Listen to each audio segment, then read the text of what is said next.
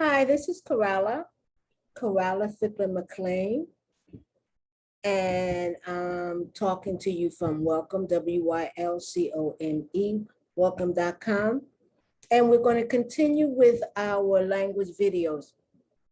But this time I'm going to do something a little bit different.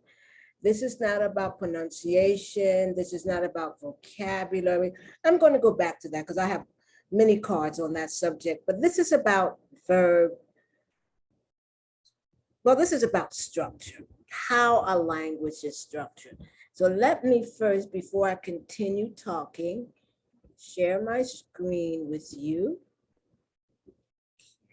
Here I am, sharing my screen. And the way I want to look at structure, I want to look at structure through verb tenses. How a verb or verbs are conjugated. And then I want to contrast it. Instead of just showing you how English is structured, how English conjugate verbs, I would like to contrast it with Spanish. So this is really not a video to learn Spanish conjugation, although you can learn Spanish conjugation. But the purpose is to show you that where a language can be complicated and mind-boggling, and you pull out your hair and you say, oh my God, I'll never get this, before you get it. In one area of the language, another area, and then the other language is so much easier. You see what you pronounce.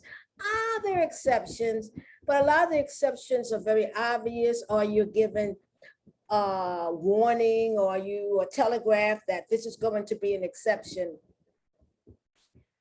And you say, oh my God, this language is so much easier than this other language. Then you go to another aspect of both languages, and the opposite happens. One language the language you thought was so complicated, so this, out of here. Not the easiest, because it's not easy to learn another language, because you're learning another culture, you're learning another history, you're learning another psychology, not another point of view, another world, another universe, another reality. So that's never easy. But it is much easier than, let's say, the other language that you thought was, quote, in parentheses, easy, and how they do that aspect. You say, oh my God, how could they have been so right on target with pronunciation and phonetics and phonology and blah, blah, blah. But in this aspect, they're like, oh, hard, mind-boggling. You want to scream, you want to climb the walls. That's language. That's language. So in this aspect, in this, taking this all in consideration, we're going to look at verb tenses. How do you conjugate verbs in all the different tenses? This is long, okay? So obviously I'm not going to be able to put everything in one video. So this video is going to be maybe 4 or 5, maybe even 6 videos, depending on how long, because nobody wants to sit up and look at a video on verb conjugation for not even half an hour, maybe at the most, and I mean super at the most 15 minutes, maybe. Okay, so let's start. So we're talking about verb tenses translated into English and Spanish. So we're going to look at how English and how Spanish conjugate their verbs, how English and how Spanish teach or manifest tenses. And tenses just means, like it says in Spanish, tiempos, and the word tiempo means time, how they express time. That's all you're doing when you're doing verb tenses. You're expressing time. So let's see how English does it and see if it's as complicated as English does pronunciation and phonetics and the alphabet and letter blends and blah, blah, blah?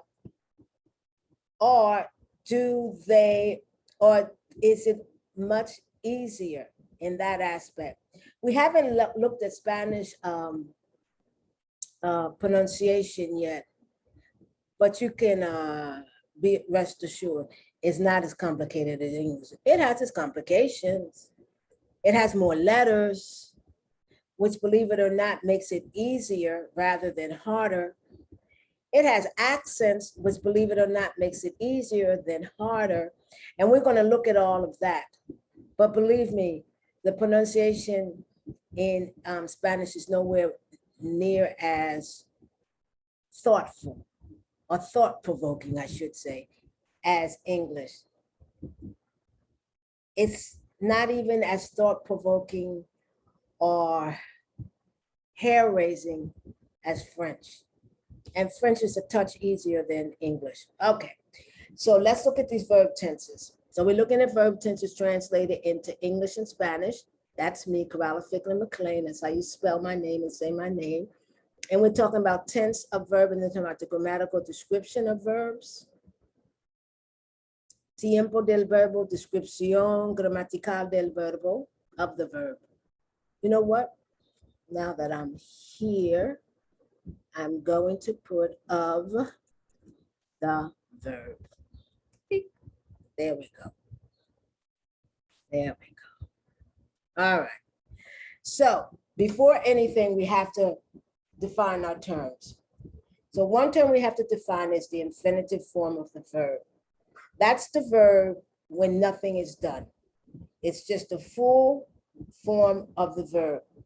And in English, it's very simple: to talk. There are about 5 verbs in English. There's about 5 verbs in English that do not have an infinitive form. But every other verb, no matter how irregular, no matter how complicated, has an infinitive form. Can does not, should does not, would does not. These are all auxiliary verbs, by the way. Ought to does not. And there's one more, which I can't think of now, but will does not. But every other verb, to be, to eat, to come, to give, to do. And these are all, and by the way, what I'm mentioning are all irregular verbs. They're very irregular, very memorizing friendly verbs, but they all have infinitive form. The infinitive form is to plus the verb. Once you remove the to from the verb, that's called the simple form of the verb, the simple form. And that's the form that you work with, right? Now, sometimes you add an inflection, or if you want to call it a suffix on the end of that verb, and it changes the meaning somewhat. Not the meaning, well, yeah, no, not the meaning. The time or the persons who are doing the action. Sometimes it changes it, okay? And sometimes that form, the simple form, is used for several persons, for I, for you, for we, for they. It all depends on the verb. Now, I want to make it very clear, we're here only talking about regular verbs. We are not talking about irregular verbs, because regular verbs follow a rule, and that's what we're talking about, looking at a rule. Irregular verbs, by this very definition, IR means not regular. It does not follow the rule. Okay, in Spanish, the word rule is regla, la regla, right? The rule. So that's what we're talking about. So in both Spanish and in English, we're only talking about regular verbs, and regular verbs that are regular throughout the language, throughout conjugation, whether you're talking about the present, simple present tense, or present indicative, we're talking about the future perfect progressive. We're only talking about regular verbs. Okay, now look how this is in English. You only need one verb to represent regular verbs in English. Look at Spanish. This is the infinitive verb. These are the infinitive verbs in Spanish, because the first thing you have to do in Spanish is, after you decide a verb is, after you find out whether a verb is regular or irregular, what you must do is look to see if the verb ends in AR, ER, and or IR. That AR, or in Spanish AR, the ER, or in Spanish AR, or the IR, which is in Spanish ER. I think I said the AR, ER verb is AR. Yeah, I did. Okay, so IR, AR, ER. What you must decide after you find whether the verb is regular or irregular is the endings of the verb, because the endings of the verb determines what rule, what regla you follow. An AR verb is not conjugated like an ER verb. And an ER verb and an IR verb in some tenses are conjugated the same, but not always. So you learn ER verbs separately from IR verbs. Okay. So once you have the infinitive, and once you realize whether the verb ends in AR, ER, IR, then you have to remove the AR, remove the ER, remove the IR, and there you have the simple form of the verb, and that's what you work with. So you take off the AR for hablar, you take off the ER for comer, and you take off the IR for vivir. And now you're ready to work with the verb. A lot more complicated than English, right?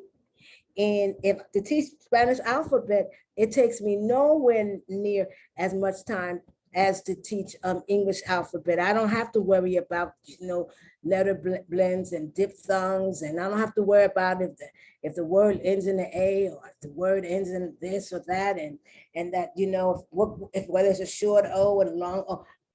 But in grammar, when you're teaching verb tenses, in English, I've, moved on 2 or 3 lessons. And in Spanish, I'm still on the AR, ER, and IR and explaining that. Okay, so I'm going to end this video. And then the next video is going to look at actual conjugation of verbs, first in English and then in Spanish. And once again, these are only regular verbs. I am not dealing with any verbs that are irregular. I have a whole series of videos on that. And we can look at that later. So this is Coralla Fickler McLean. Welcome, WYLCOME, welcome.com. So this is part 1 of looking at verb tenses in Spanish, in English, and in Spanish. So I'm going to stop sharing. I'm going to thank you for coming to my video, and hope that you will be kind enough as to subscribe. And I'll see you in the next video. Bye-bye.